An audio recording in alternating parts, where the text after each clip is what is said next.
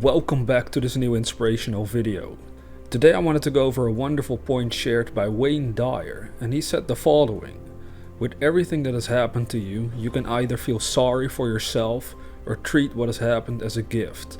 Everything is either an opportunity to grow or an obstacle to keep you from growing. You get to choose. Now, first of all, before we go over this concept, I wanted to remind any viewer who hadn't heard of him before that he was a very fascinating author and speaker on the law of attraction and consciousness. He passed away in 2015, so fairly recently. Like with other teachers, there's a huge benefit in making sure we keep his message alive, so let's begin.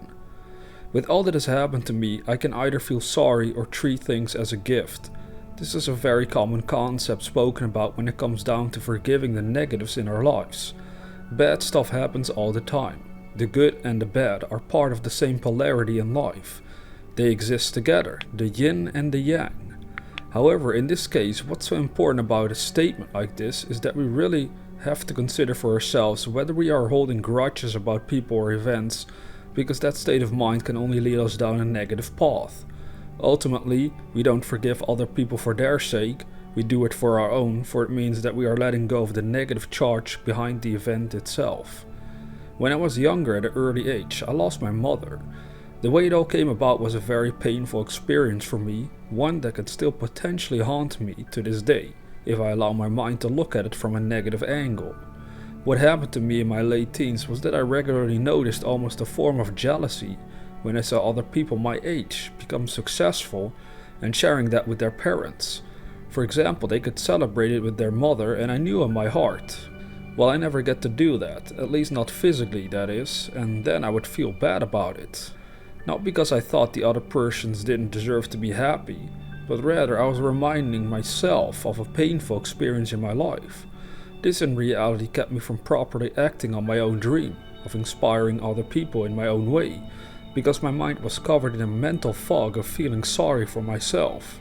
I wasn't yet truly able to see what happened in my own life as a gift, but now I can honestly say that it was a gift, for it led me into this path and into the work I'm doing now.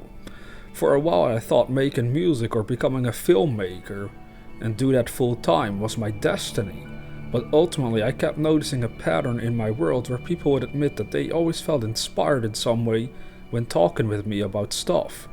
I couldn't help but remind people back then at least that they should and go for their dreams, even if their own parents think it would be absurd.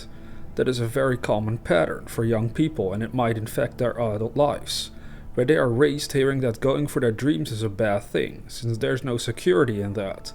They gotta be realistic, and on it goes. Well, in my own way it was clear I was already inspiring people my age to get away from that way of living and see for themselves what becomes possible. Ultimately, the way my mother passed away was because she took her own life, a very tragic event at first glance.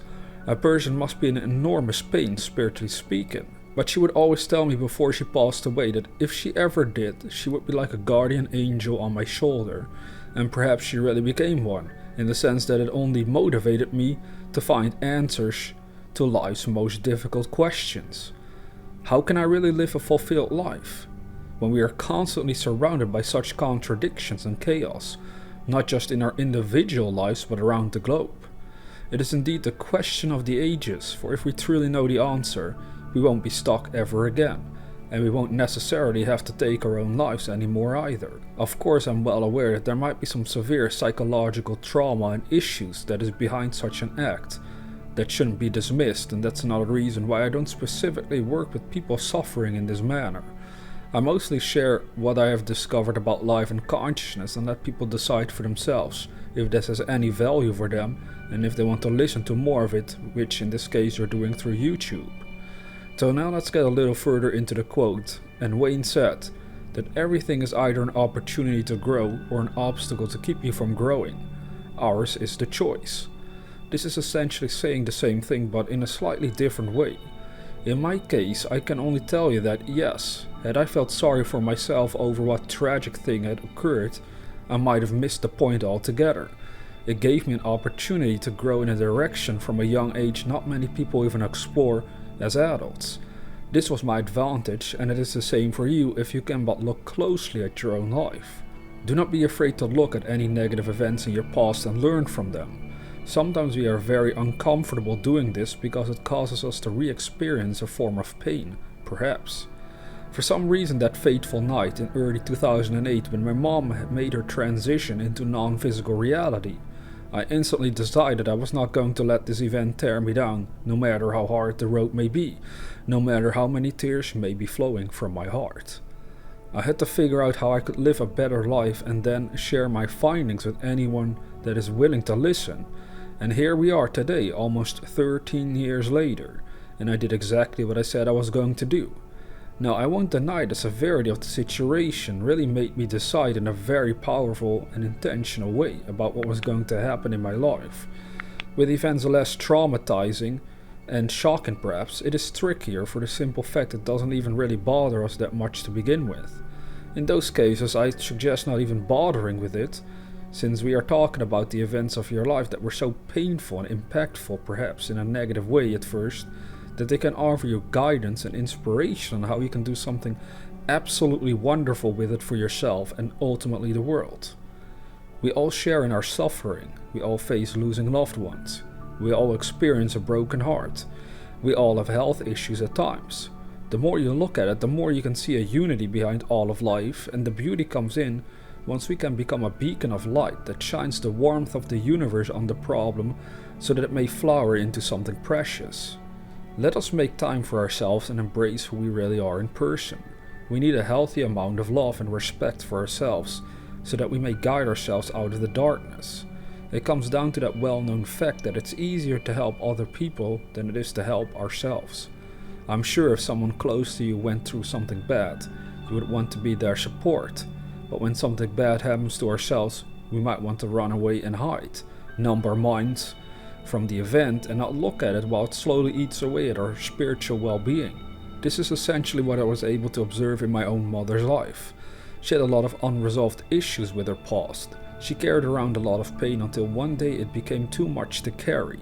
She was focused mostly on the happiness of her own children, but not on the happiness of herself. At times we may say this is a noble thing, but from a spiritual point of view it isn't noble at all. For it potentially causes us to sell ourselves short. It is in violation of making the most of ourselves, for ourselves, and for others and God, as Wallace would describe it in his own marvelous books. Whoever you are and wherever you may live in this beautiful planet of ours, just understand that you don't have to let the past tear you down, but you can also let it empower you into a road of even greater things than you've ever done before. In my case, that is exactly what I did, and I'm continuing doing it. But I will not deny that the journey can be hard sometimes, and it's exactly during those moments we should remind ourselves of the truth the most. Yes, this event I'm experiencing might be heart-wrenchingly painful, but I still have a power within me that can set me free and guide me into a better direction, if only I keep my mind open enough so that it may perceive it. Don't slam the door of your heart shut. Keep it open enough so that at least God can come in, so your heart doesn't turn into stone. Because when that happens, we may never be able to perceive anything positive as long as we play that game with ourselves. I call it a game, for none of our problems are permanent in the end.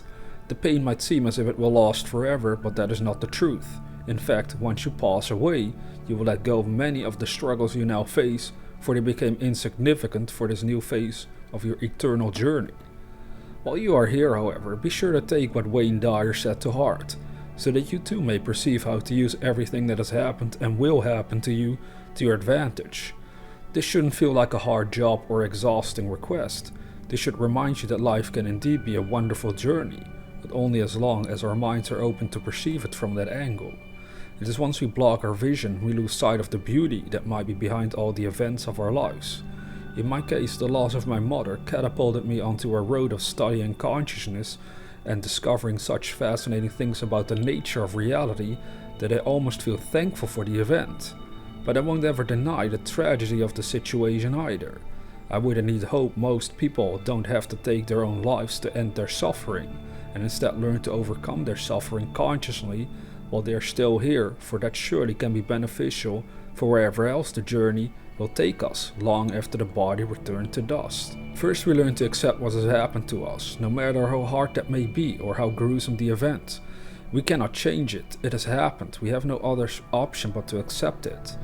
Once we learn to truly do it, we are ready to embrace the new person we have become, for all our experiences go into making us who we are right here and right now.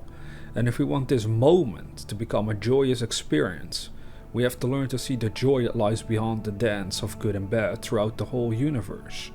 Taken separately and away from each other, the good or bad cannot hold its full meaning, but perceived as divine aspects that end up complementing each other will allow us to make the most of it, so we will one day arrive at a destination so profound we can hardly imagine what that will look like. Keep the faith, know your strength, and life will be ready to have your back at all times. So let's end this video the way we started it, by reminding you of the words of Wayne Dyer. With everything that has happened to you, you can either feel sorry for yourself or treat what has happened as a gift. Everything is either an opportunity to grow or an obstacle to keep you from growing. You get to choose. Now, if you're new to this channel, consider subscribing to receive inspirational videos on a regular basis. And with that being said, dear viewer, never forget that we are the dreamers.